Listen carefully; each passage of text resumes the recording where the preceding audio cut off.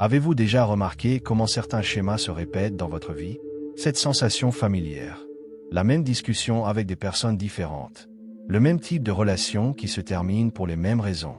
Les mêmes situations au travail qui vous laissent avec ce sentiment que, malgré tous vos efforts, vous tournez simplement en rond. Ce n'est pas une coïncidence. Et vous n'imaginez pas les choses. Aujourd'hui, nous allons parler de l'une des plus grandes ironies de l'expérience humaine.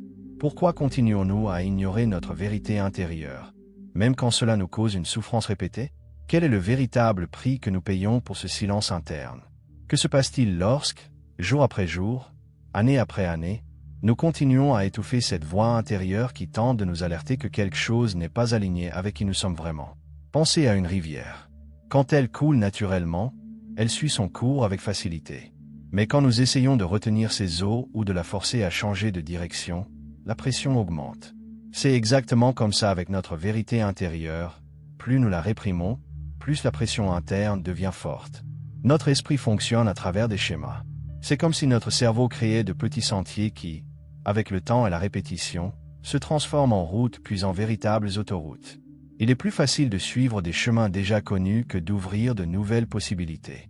Comme l'a dit un grand penseur, ce que nous faisons de façon répétée ne révèle pas seulement qui nous sommes, mais façonne également qui nous devenons. Il y a quelque chose de curieux là-dedans. Même quand certains schémas nous blessent, nous y trouvons une étrange forme de confort. Le familier, aussi douloureux soit-il, est moins effrayant que l'inconnu. C'est comme ce vieux fauteuil usé dans le salon, ce n'est pas le plus beau ni le plus confortable, mais c'est là que nous nous sentons chez nous. Réfléchissez un instant. Combien de fois êtes-vous retourné dans cette relation que vous saviez malsaine? Combien de fois êtes-vous resté dans cet emploi qui draine votre énergie vitale? Combien de fois avez-vous ravalé vos paroles pour maintenir une harmonie superficielle? Qu'est-ce que vous sacrifiez dans ce processus? Il y a une partie de nous qui reste dans l'ombre, que nous cachons non seulement aux autres, mais à nous-mêmes. Ce sont ces aspects que nous ne voulons pas affronter, des sentiments que nous préférons ne pas ressentir, des vérités qui nous effraient. Le prix d'ignorer cette partie de nous est de vivre partiellement, comme si nous retenions constamment notre respiration. Imaginez vivre ainsi, toujours en retenant votre souffle. Vous pouvez tenir un moment, mais éventuellement, votre corps exige que vous respiriez. De la même façon, notre vérité intérieure finit par trouver des moyens de s'exprimer, que ce soit par une insatisfaction chronique, des problèmes de santé, ou cette sensation persistante que quelque chose d'important manque dans notre vie. Notre esprit intuitif possède une sagesse qui va au-delà de la pensée rationnelle. Il communique avec nous à travers des sensations corporelles, à travers les rêves, oui, à travers ces schémas répétitifs qui nous frustrent tant. Chaque répétition est, en réalité, un doux, ou parfois pas si doux, tapotement sur notre épaule, disant « Regarde ici. Il y a quelque chose qui nécessite ton attention. » Comment serait votre vie si vous pouviez entendre cette sagesse plus clairement? La question de l'identité est aussi profondément liée à ces schémas. Souvent, nous restons dans des cycles qui nous font souffrir parce que, à un niveau fondamental, nous croyons que cela définit qui nous sommes. Nous créons des histoires sur nous-mêmes. Je suis une personne qui attire toujours des partenaires qui m'abandonnent. Je suis quelqu'un qui n'arrive jamais à s'exprimer en groupe. Je suis le type de personne qui place toujours les besoins des autres avant les miens. Ces histoires deviennent des cages invisibles. Nous commençons à vivre dans les limites de ces définitions, même quand elles nous blessent. Mais qui seriez-vous sans ces histoires limitantes? Il existe aussi un aspect social dans cette dynamique. Dès notre plus jeune âge, nous apprenons à agir de certaines façons pour être acceptés. Nous apprenons quelles émotions sont appropriées à exprimer et lesquelles nous devons cacher. Nous apprenons à suivre certains chemins prédéterminés pour être considérés comme réussis. C'est comme si nous recevions un script à la naissance, avec nos répliques et nos actions déjà écrites. Et souvent, nous suivons ce script sans nous demander s'il reflète vraiment qui nous sommes et ce que nous désirons. Pensez à la dernière fois où vous étiez dans un groupe et où vous avez senti que vous ne pouviez pas exprimer votre véritable opinion. Quelle était cette sensation dans votre corps? Peut-être une tension dans la poitrine, un nœud dans la gorge, une agitation dans les mains? Le corps ne sait pas mentir. Il enregistre chaque moment où nous nions notre vérité. Le prix de cette négation est élevé, très élevé. Les personnes qui vivent déconnectées d'elles-mêmes éprouvent souvent une fatigue profonde qu'aucun repos ne semble soulager. Elles se sentent vides même quand elles atteignent des objectifs extérieurs. Elles vivent des relations qui semblent superficielles, même quand elles sont entourées de gens. C'est comme être à une fête pleine de monde, mais se sentir complètement seul. L'énergie que nous dépensons pour maintenir cette distance avec nous-mêmes est immense. C'est comme marcher contre un fort courant. Nous arrivons à avancer, mais l'effort est si grand qu'il reste peu d'énergie pour vraiment profiter du voyage. Cette énergie réprimée ne disparaît pas. Elle se transforme. Elle peut se manifester comme une irritabilité sans cause apparente, comme une difficulté à dormir, comme un désintérêt pour des activités qui apportaient autrefois de la joie.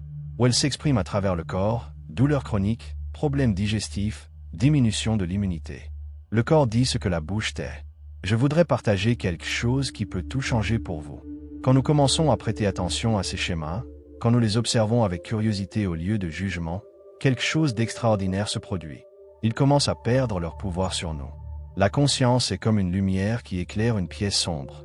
Soudain, ce monstre effrayant dans le coin se révèle n'être qu'un tas de vêtements sur une chaise.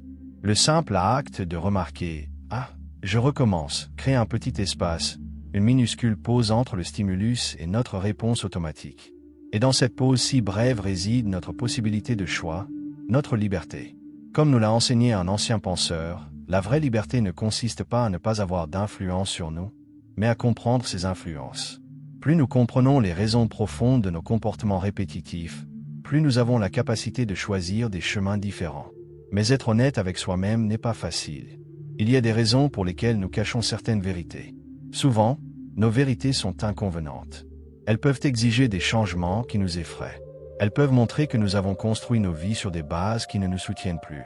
Accepter notre vérité peut signifier décevoir des personnes chères. Cela peut signifier abandonner des chemins dans lesquels nous avons investi des années. Cela peut signifier affronter la peur de l'inconnu, cette sensation vertigineuse de ne pas savoir ce qui viendra ensuite. Je me souviens d'une femme qui a travaillé pendant 15 ans dans un emploi qu'elle détestait, simplement parce que c'était ce que sa famille attendait d'elle. Le jour où elle a finalement dit « Je ne peux plus faire ça » était terrifiant. Et aussi le premier jour où elle a respiré librement depuis longtemps. Ou pensez à cet ami qui reste dans une relation qui ne le rend visiblement pas heureux, mais la peur de la solitude semble plus effrayante que le malheur quotidien. Cependant, le coût de continuer à ignorer cette vérité interne est encore plus grand. C'est vivre à moitié. C'est comme passer toute sa vie à répéter pour une pièce qui ne sera jamais présentée. C'est arriver à la fin et réaliser que vous avez vécu la vie que d'autres ont écrite pour vous, pas celle que votre cœur aspirait à vivre. Comment serait de vivre chaque jour en alignement avec votre vérité? Comment serait de vous réveiller le matin et de sentir que vos actions extérieures reflètent votre monde intérieur? Alors, comment pouvons-nous commencer à écouter cette vérité intérieure? Comment pouvons-nous briser ces cycles répétitifs qui nous maintiennent prisonniers? Cela commence par de petits moments d'honnêteté. Pas besoin d'une grande révolution du jour au lendemain. Cela peut être aussi simple que de s'admettre « Non, je n'aime vraiment pas ce travail » ou « Oui, je me sens diminué dans cette relation ». La vérité, même douloureuse, a un effet libérateur. C'est comme ouvrir une fenêtre dans une pièce étouffante. Soudain, l'air frais circule à nouveau. Une autre étape puissante est d'observer les moments où vous abandonnez régulièrement votre propre perspective pour adopter celle des autres. Où faites-vous taire votre propre voix? Ou dites-vous oui, quand tout votre être crie non? Commencez à prêter attention aux sensations de votre corps dans ces moments. C'est peut-être une tension dans l'épaule, une pression dans l'estomac, une respiration plus courte. Votre corps sait toujours quand vous vous trahissez, même quand votre esprit essaie de rationaliser. Développer des moments quotidiens de silence et d'attention peut être transformateur dans ce processus. Non pas comme une technique pour devenir zen, mais comme une pratique de connaissance profonde de soi. De se familiariser avec le terrain intérieur de son propre esprit et cœur. C'est dans les moments de calme que nous commençons à distinguer notre propre voix des nombreuses voix externes que nous avons intériorisées tout au long de la vie. Voix des parents, des enseignants, de la société, des médias. Dans le calme, vous commencez à reconnaître les pensées qui vous limitent, les croyances que vous avez héritées mais jamais questionnées, les peurs qui orientent silencieusement vos décisions. Il y a un courage profond à se regarder avec honnêteté, sans maquillage. Et ce courage, comme un muscle, se renforce avec la pratique. Il est également vital de s'entourer de personnes qui valorisent l'authenticité, qui n'exigent pas que vous vous diminuiez pour qu'elles se sentent à l'aise. Des personnes qui peuvent accueillir votre vérité, même quand elle est complexe, contradictoire ou inconvenante. Des personnes qui vous aiment non pas malgré qui vous êtes, mais à cause de qui vous êtes vraiment. Curieusement, quand nous commençons à honorer notre vérité intérieure, quelque chose d'inattendu se produit dans nos relations. Certaines se dissolvent, c'est vrai, mais celles qui restent s'approfondissent de manière extraordinaire. Il y a une qualité différente quand nous nous relationnons à partir de l'authenticité. Les connexions deviennent plus nourrissantes, plus réelles. C'est comme la différence entre une conversation superficielle sur la météo et une conversation profonde qui touche l'âme. Souvenez-vous, vivre aligné avec votre vérité ne signifie pas que la vie devient parfaite ou libre de défis. En fait, cela peut signifier affronter des difficultés que vous avez évitées depuis longtemps. Mais il existe une différence qualitative dans la souffrance. Au lieu de souffrir en conflit avec vous-même, vous affrontez des obstacles sur le chemin pour devenir plus complètement qui vous êtes. Et cela change tout. Le voyage d'honorer sa vérité intérieure n'a pas de destination finale. Il n'y a pas un point où toutes les contradictions internes sont résolues une fois pour toutes. À mesure que nous grandissons et nous transformons, de nouvelles couches apparaissent pour être explorées. C'est comme éplucher un oignon infini. Il y a toujours plus de profondeur à découvrir. Mais chaque fois que vous choisissez l'authenticité plutôt que la commodité, la vérité plutôt que le déni, vous renforcez cette connexion interne. Vous construisez une relation de confiance avec vous-même. Et c'est peut-être la relation la plus importante de toutes. Parce qu'au final, c'est avec vous-même que vous passez chaque minute de chaque jour. C'est votre propre compagnie qui ne vous abandonne jamais. Imaginez comme ce serait différent si cette relation était basée sur le respect et l'honnêteté, plutôt que sur la critique et le déni. Nous cherchons souvent l'approbation, l'amour et la validation chez les autres, sans réaliser que le premier endroit où nous devons trouver ces qualités est en nous-mêmes. Comment pouvons-nous espérer que les autres respectent notre vérité quand nous-mêmes l'ignorons? Chaque petit acte d'auto-honnêteté est comme déposer une pièce dans une banque de confiance interne. Avec le temps, ces dépôts s'accumulent, générant des intérêts, jusqu'à ce que vous ayez un trésor intérieur auquel recourir dans les moments difficiles. Vivre sa vérité signifie aussi reconnaître qu'elle peut changer avec le temps. Ce qui était vrai pour vous il y a 5 ans peut ne pas être le même aujourd'hui. Se permettre cette évolution, sans s'accrocher rigidement aux identités passées, fait partie du voyage. Pensez aux saisons, chacune a sa propre beauté et son propre but. De la même façon, nos vérités intérieures ont aussi leur saison, leur cycle de transformation. Enfin, rappelez-vous que nous ne sommes pas seuls dans ce voyage. Derrière les façades sociales et les masques que nous portons tous, chaque être humain lutte avec ses propres vérités non reconnues, ses propres schémas répétitifs. Quand vous avez le courage d'être vrai, vous donnez silencieusement la permission aux autres de l'être aussi. Votre authenticité devient une invitation, une porte ouverte. Alors je vous demande, quel schéma avez-vous remarqué dans votre vie? Quelle vérité avez-vous fait taire? Qu'est-ce que votre cœur essaie de vous dire à travers ces répétitions? Le prix d'ignorer votre vérité est de vivre partiellement. C'est comme regarder votre propre vie passer à travers une vitre embuée. C'est exister sans être vraiment présent. Vous méritez plus que cela. Vous méritez la vitalité, la clarté et la paix qui viennent de vivre en alignement avec qui vous êtes vraiment, avec ce qui compte vraiment pour vous.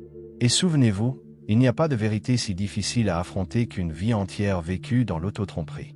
Le chemin vers la maison, vers votre propre essence, commence toujours par un seul pas véritable. Cela peut être un petit pas. Cela peut être simplement un moment d'admettre à vous-même quelque chose que vous avez toujours su, mais que vous n'avez jamais permis de remonter à la surface. Ce seul moment d'honnêteté peut être le début d'une vie complètement différente.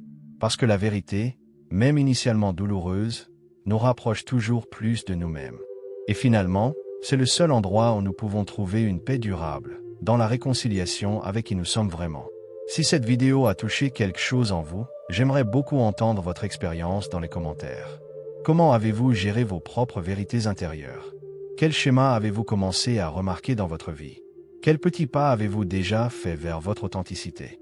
Et n'oubliez pas de vous abonner à la chaîne pour plus de réflexions sur notre voyage humain de découverte de soi et de croissance. Nous sommes tous sur ce chemin ensemble, apprenant au fur et à mesure que nous avançons. Jusqu'à notre prochaine rencontre. Souvenez-vous, votre vérité attend que vous l'écoutiez.